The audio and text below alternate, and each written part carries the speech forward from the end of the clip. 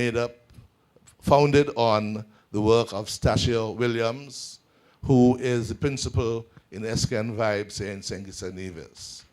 And I think we need to give him a round of applause.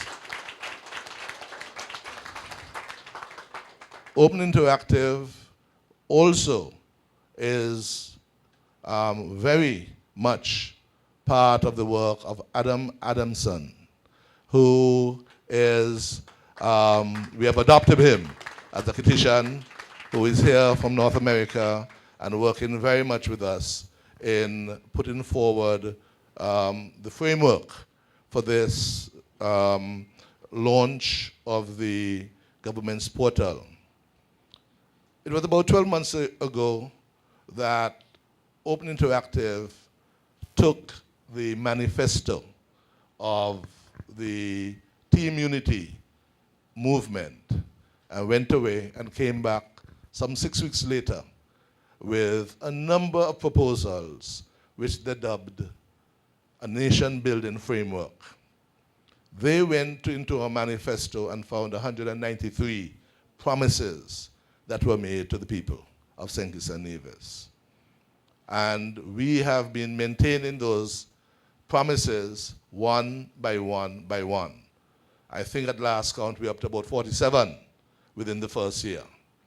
But the basis of the nation-building framework done by Open Interactive is one that sees these promises that were made to be developed on a platform of technology.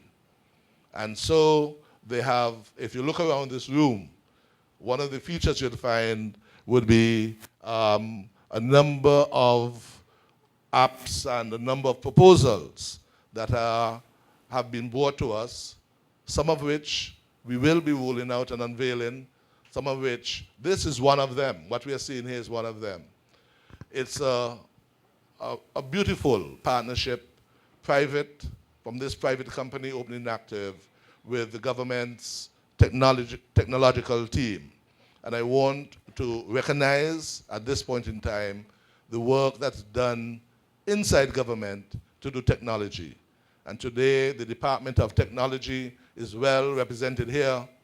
We had Ms. Urta Shiverton, who led us in prayer at the start. Urta is responsible for our networks, our telecoms within the department. Also with us today is Ms. Ophelia Blanchard. I'm thinking about Ophelia, who is our e-Government coordinator within the department, and our chief policy analyst is Mr. Pierre Boren, who have been at the center of a lot of the work that we are doing. We have now been joined and strengthened the unit with the work that is going to be done by Ms. Amicia Massendan, who is going to be our Chief Technical Officer to head the department in the days and weeks to come.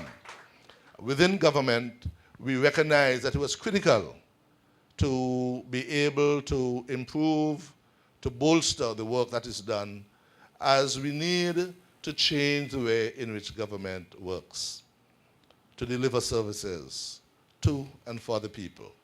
And fundamentally, that's what the ICTs within government is supposed to do.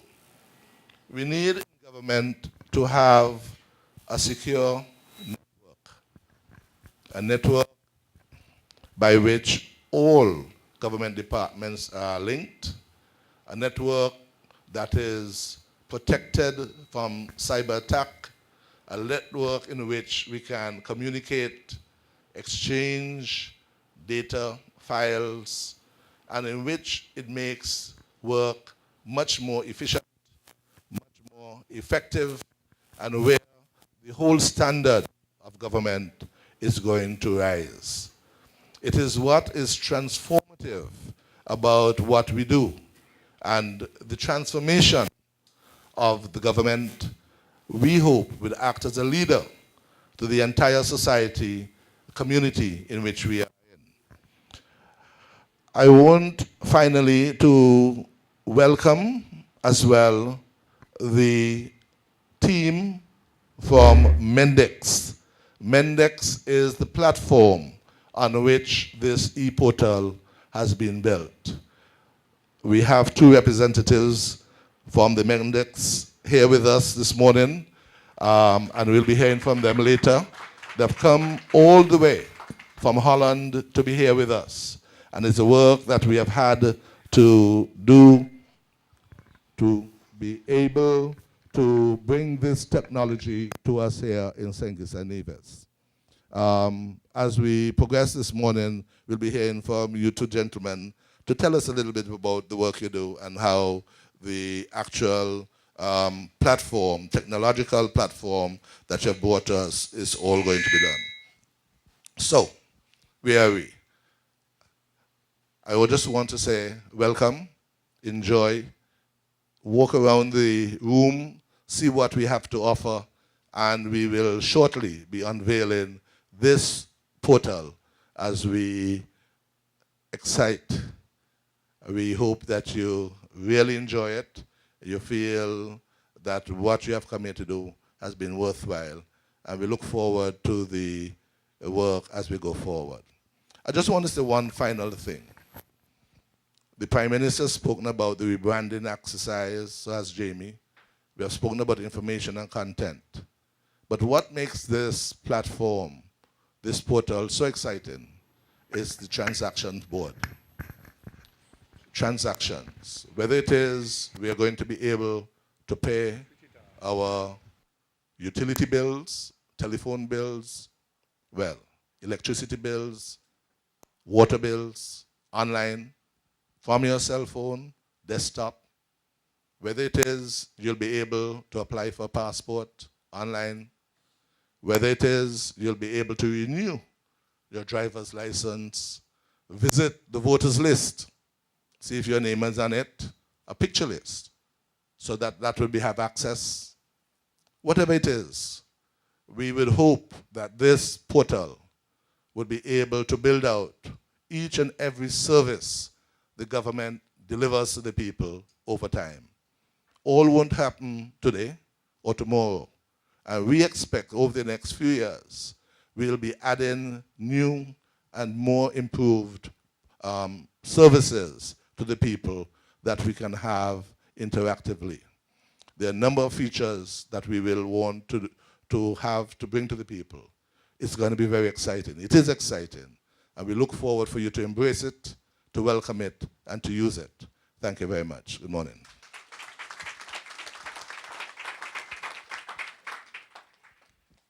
Thank you, Attorney General Byron. We will now have the introduction of the ICT Governance Board.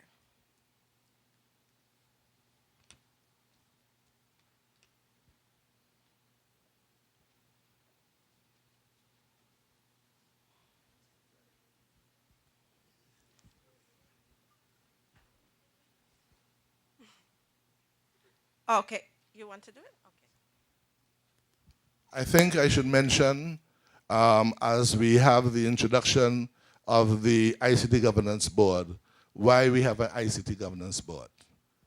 Basically, this is a whole of government exercise, what we are doing. And we have created a new National ICT Governance Board to be able to manage, to supervise, to oversee the work of ICTs in government. We start off by having them being able to review what we do, to be able to bring to cabinet the new technologies, the new issues that we need to consider as a cabinet for the people of St. Kitts and Nevis. And because the work of the government depends on human resources, on finance, whether it's customs, whether it's going to be the inland revenue, we expect that all departments of the government to embrace and be involved in this. And so the ICT Governance Board is going to be staffed by heads of department, those who make decisions in government, who would be guiding the work of the ICT development as we go forward. And so this ICT Governance Board will now unveil to you digitally.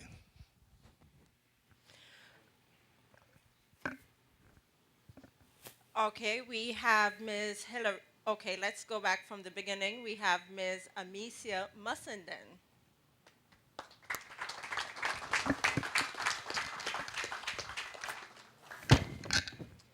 Mrs. Hillary Hazel, Financial Secretary, Ministry of Finance.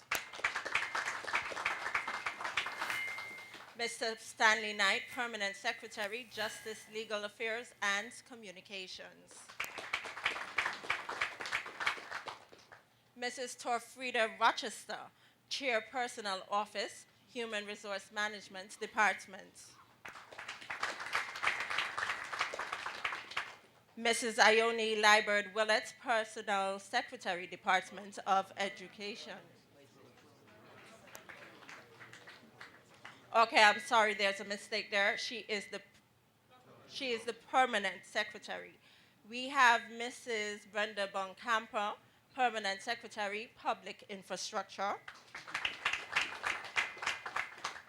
Mr. Colin Dorr, Permanent Secretary, Ministry of Finance in Nevis. Mr. Quincy Prentice, IT Director, Nevis Islands Administration. Mr. Edward Gift, Controller of Inland Revenue Department. Mr. Levi Bradshaw, Accountant General, Treasury Department. Mr. Jorid Bell, Controller, Customs and Excise Department. And there is the whole board.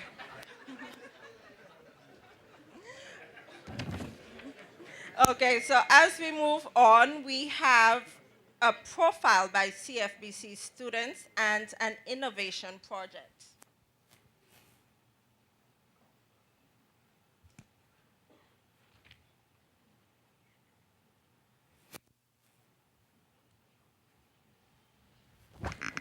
Good morning, ladies and gentlemen.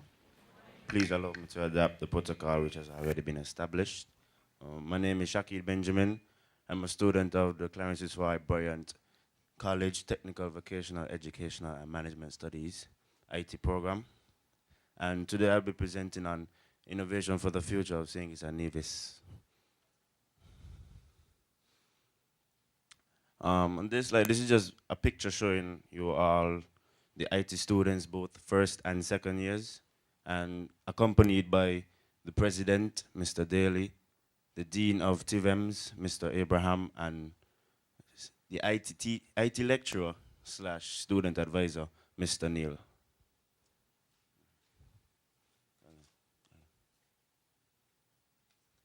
Okay. Under each year, each student were tasked with a project to design something, whether it has been created and you make it better, or you create something which has never been created before. And on the year one, we have a group which is currently under the process of creating a IT A+ certification license for hardware and software, and which will also be used for teaching aid in the school as well. We also have another group which is currently working on a motion detection and tracking camera system, as well as an all-terrain drone with motion detection. Under year two, we have a national security live feed drone and renewable energy, which will be done via solar energy.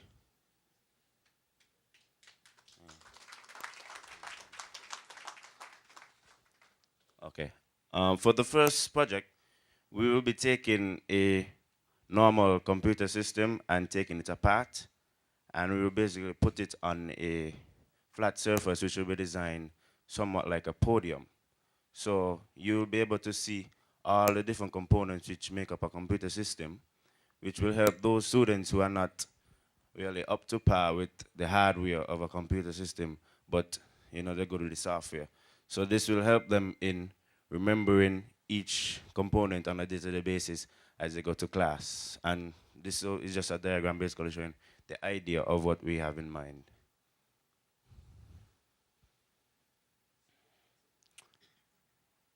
Okay.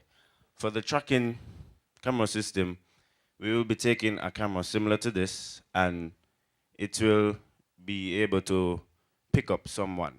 Basically, what this means, like, okay, we are in this room, everyone is seated, no movement. I walk into this room, the camera will pick me up and follow me everywhere I go. Motion, sorry, thank you. Proceed, please. The all-terrain drone with motion detection. This drone basically designed to go places where human beings can't go or won't go. And it'll be using this small camera on the finger. The small camera will be implemented inside of the drone to pick up body movement or any form of movement. Now, this drone, it is an octocopter, which will be used. Our main idea for this drone is to help with crime. Basically, it's like manual patrol. It works, but sometimes you need an extra eye. So with these drones in the skies, just going around doing the thing, we will have another idea helping us out with these crimes. Because sometimes you have a crime, but you can't attach anyone to the crime.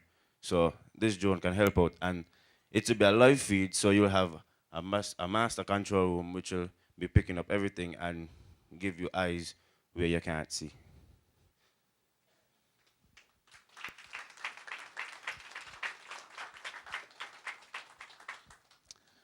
Under the solar energy, we will be using solar panels, and basically we will implement them at the school first at TVEMS, just as a prototype. The setup of these solar panels will be different to an average solar panel, as you can see over here. So it will be it will be a live feed, and the live feed will be going to a monitoring room, which will tell you how much is coming in and what is going out, and basically what is the difference between how much we're using via the solar panels and those coming from Skelec directly. Okay. Wait. Take out the picture, please. Okay. This last project we're working on, it's kind of a secret, but I'll just mention a little bit about it. In St. Kitts and Nevis, we have never seen anything about robotic development. We have seen it all around the world, but not really that much in the Caribbean and St. Kitts per se. So we have decided to venture into this field of robotic development. The picture. And we'll be using a motherboard. You can see the blue piece at the bottom. That's the motherboard we'll be using. And on top we have the shield. This will basically be the brain of the robot. But for now, that's just all I can release. So, yeah.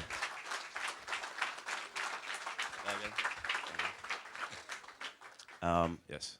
Go back to the other side. Okay. Yeah. On behalf of myself and all the students of the IT program, we would like to thank Mr. Neil for all his help and his encouragement, and for never telling us no to any idea we come up with. Because some people may say developing robots and probably going into the idea of drones is something crazy. But something he always says is great inventions come from crazy thinking and crazy ideas. So I guess we are just like him now. So yeah.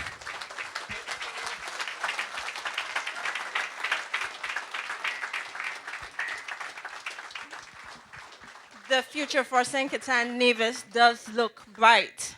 Can you give him another round of applause, please?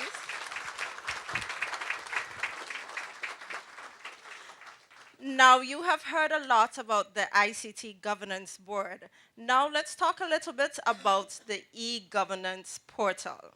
And we'll start with a little roundtable discussion, a roundtable discussion about this board.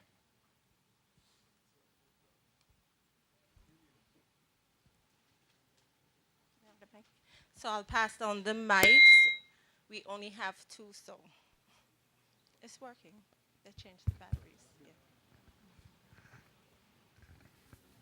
Okay, I'll introduce the persons on the board. As you heard, well, on the platform, as you heard, we have the representatives from the Mendix Group here with us. Hi, everyone. I'm Al Steffen. I am Nate Ross. And you have heard a lot about Stasio Williams this morning. Good morning, Stasio Williams. We also have Ophelia Blanchard. Hi, good morning. Ophelia Blanchard, e-Government Coordinator, Department of Technology. And we have Mr. Pierre Bowen. Hello, good morning to everyone. My name is Pierre Boren, your humble servant. So let's start off with the Mendix Group. Can you tell us a little bit about the group? The company? The company? The company? Yes. Okay. Yes.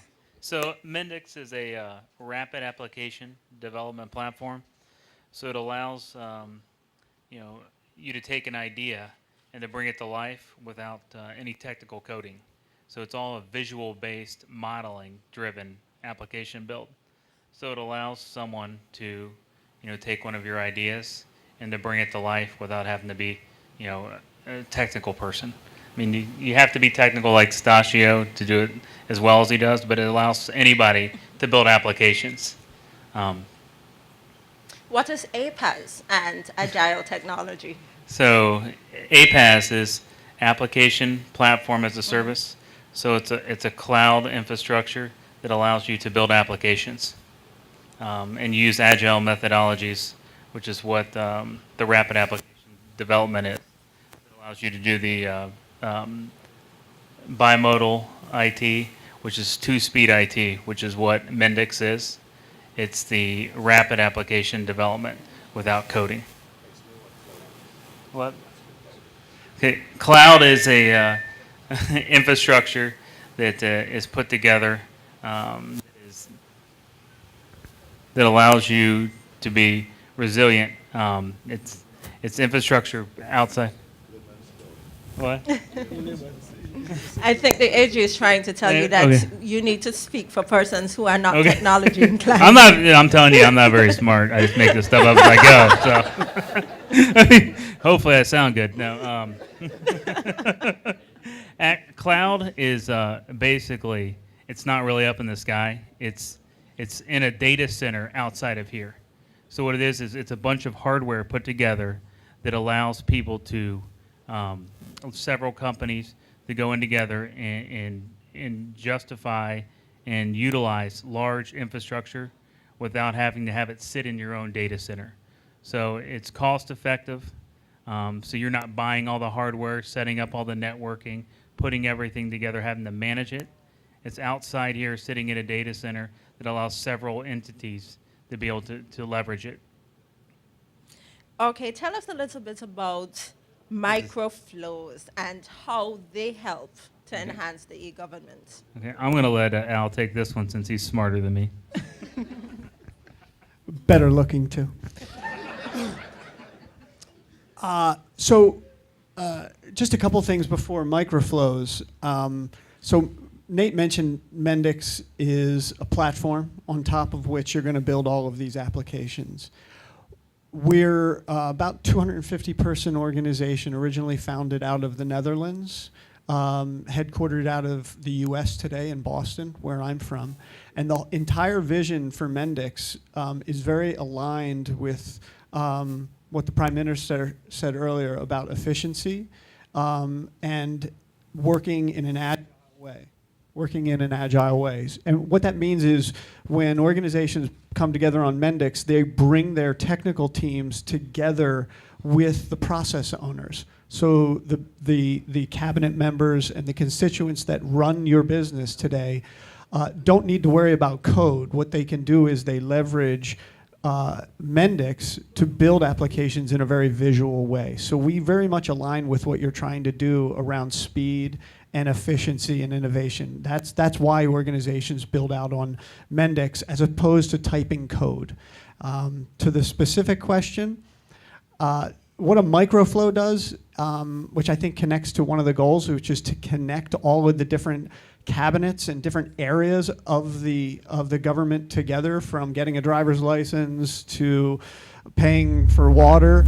Microflow really brings together a series of steps without being in code, a very visual way of connecting a series of steps, putting them in a single thing called a microflow, and allowing that microflow to be used on all the other applications very quickly. So instead of having to recreate it every time, if you're going to build 30 applications, you build it once and you reuse it in the other 29 locations. That's essentially what a microflow does.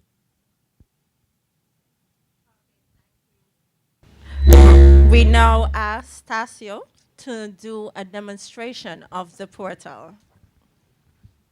Good morning, good morning. Good morning to everyone present. And welcome to the launch of this exciting e-government portal. Now you've heard all the exciting things that the Mendix team said that this platform can do. They're here with us. Let's just jump straight into it. We've been here for a long time, right? Before us, we have the e-government portal.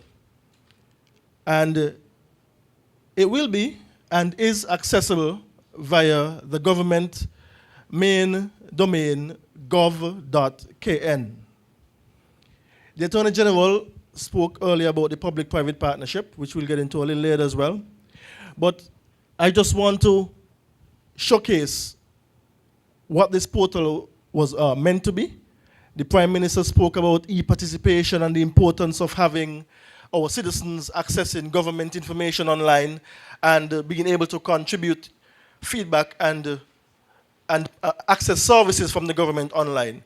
And this portal was set up to do three main things. First of all those nice scenery images you see on the screens while we're here and listening to various speeches, those are set to tune the nation to a new national brand. A fresh start, as it was. And so, as you access the portal, what you would see, if we were to give me a second refresh, is several images that depicts particular locations and circuits with good scenery. You'll see moving images as you go through as well. But the portal is set up, first of all, to do the branding. Secondly, to consolidate all of the government websites into one. So if you access, before you access any tab, sorry. Good, wait. We have right up front the most important thing that the nation wants to communicate, the government wants to communicate about the nation, which is a news item. So daily, you'll have a few of these that rotate on the home page. Secondly, off on the right, you'll notice that there's a search area which you can search through the whole of government and find information and services you're looking for. Just below that, we have what we call nation building, and I want to tune everybody to that one, because going forward, you'll be hearing a lot about nation building and what's going on. When we vote for a government and we all come together, we come together in the spirit of nation building, and that's why we're here today. And so this features the nation building initiatives that our government is currently embarking on. And these are plans and projects that will be featured here that are set to roll out over this year and the following months and years to come. So you'll see those happening there. It's also important for our citizens and visitors to know what the government is doing. And that bottom section has the government by the numbers, important statistics. As the AG would say, for our young entrepreneurs, it's important to know, for example, okay, it's all about open data, thanks. So for example, if you know, like this one is saying the amount of fish that is that's caught, or the amount of imports of a particular item, if you can have access statistics on those things, it could inform someone who wants to, say, get into a particular industry. Say there's a particular type of flower, carnations, that's imported, they say for the Marriott or the large hotels, and you see that in 1 year, there's 200,000 worth of that comes into the country. It says to a young person, you know what if I plant? What if I open a plant nursery? that they could plant some of these carnations and even sell even 20% of that to the hotel. That would make a difference. So those statistics are important, and government will be producing and providing those statistics live on the website. And of course, it's also going to be archived where you can access it. Now, the simplicity of design could be a little bit deceptive because it's a lot more than meets the eye. Hover over the government tab for me. Government. At the top, good. So at the top, we have a very expansive tab which covers the whole of government. It says government at a glance. And we'll go one by one. First is the quick access, which gives the statutory corporations, financial services, investment opportunities, embassies and consulates. Let's look at the very first one. Sorry for the flicker. There's the Governor General tab, which has all these responsibilities and roles, etc. The throne speech. There's Parliament. Let's go next. Which covers all the operations and business of the Parliament at a glance as well. There's the Audit Office. We have the audit reports, Director of Audit, responsibilities, etc. There's the Cabinet,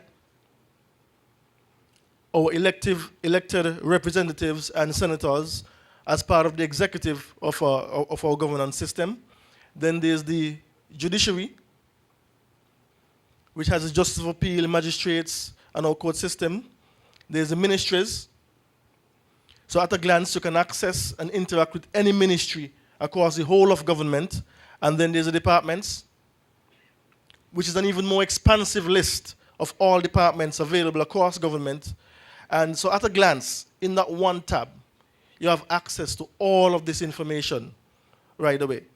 Right? Let's go back to the cabinet. And we'll just one quick click. Of course, we use the Prime Minister. Now, once we get into the government section, we realize it's a different experience.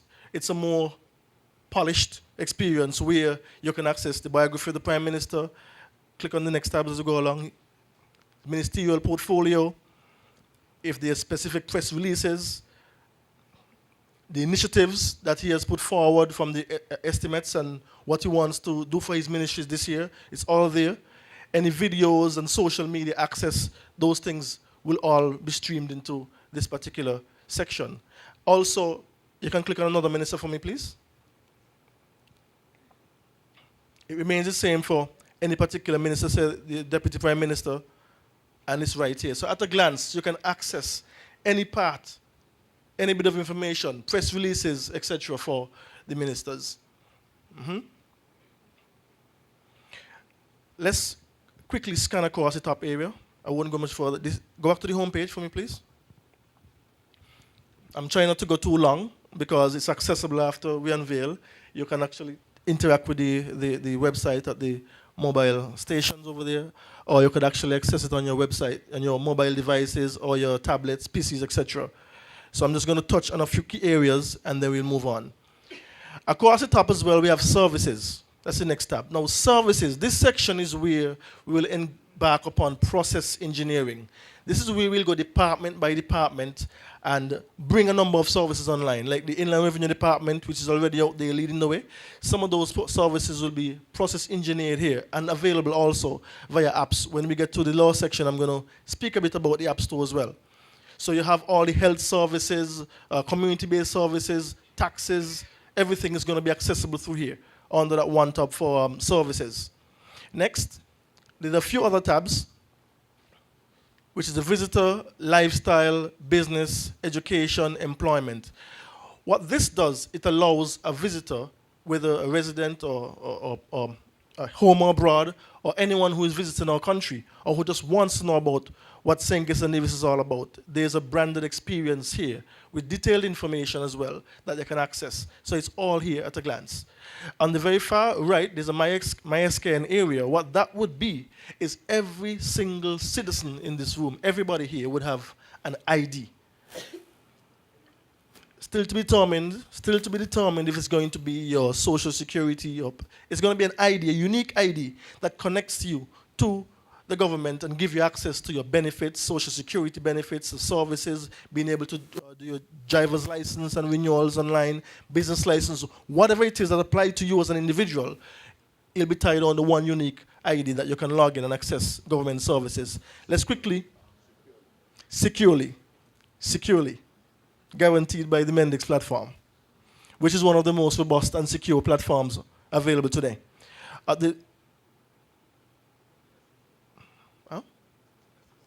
Yes, thanks for for the reminder as well. The entire web portal, the entire platform runs on SSL, which is secure socket layer. So everything that you touch here on the website is totally secured, right? There's also language translation. So what you see here, for example, if you choose French, it automatically converts the entire portal and everything you see here to a different language, and this is important.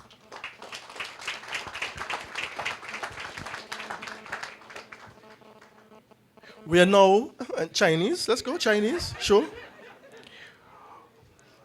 As we know, our Prime Minister has been busy working to restore our citizenship by investment program, and we have all these international audiences, sure, that we appeal to, and there we go. So even the Chinese can come on and read in their native language what St. Kitts Nevis is about and access government services. And every single tab, every press release, everything. Click on the main article, just click on it, yeah, read more. Once you select a language, the entire thing goes into Chinese. Scroll. So for those of you who scroll down. Okay, good, okay, no problem. So I want to go back to the original view now, so we could just demonstrate what the bottom menu is all about, and then we're done. You can go to English first, please. And back to the home page. At the very bottom, we have a St. Kitts Nevis tab, which is snippets of our tourism product, what we are about, what is St. Kitts Nevis, who we are, or maps, national symbols, or national heroes, etc. It's all there. There's a tourism video that's available as well. If you can just click on it for just 1 second.